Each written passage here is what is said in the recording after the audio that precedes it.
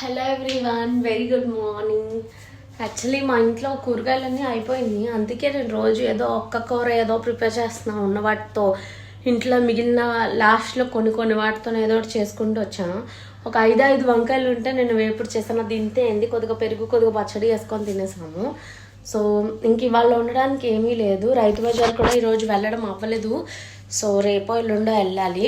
And ఈరోజు ఇంటి దగ్గర కొనుక్కొచ్చాను. ఈ బయట అమ్మే వాళ్ళు చాలా ఎక్కువ కాస్ట్ చెప్తారు, రైతు బజార్లోనే రీజనబుల్గా వస్తాయి, ఎక్కువ క్వాంటిటీ వస్తాయి. అందుకని వెళ్ళి ఒక 20 రూపాయలకి దొండకాయలు తీసుకొచ్చాను అంతే, ఇంకేం తీసుకురాలేదు. ఒక 20 రూపాయలు దొండకాయలు తీసుకొచ్చాను. కొద్దిగా పచ్చిపులుసు చేసేస్తున్నాను. పచ్చిపులుసు లేదని కొత్తిమీర లేదు, డ్రై అయిపోయింది, కానీ అదే కొద్దిగా వేస్తాను. ఏమైద్ది మహా అయితే కొద్దిగా టేస్ట్ అటు ఇటు అయిద్ది, కానీ బాగానే ఉంటుంది కదా. దొండకాయ వేపుళ్ళు అయితే వేసేది ఏం లేదు కాబట్టి బాగానే కుదిరిద్ది. సో ఈ రోజుకి అదన్నమాట. లాస్ట్ టైం నేను పులిహోర కలిపినప్పుడు కొంత గుజ్జు అయితే ఉంది ఫ్రిడ్జ్లో. నైట్ డిన్నర్లో పులిహోర చేసేస్తాను.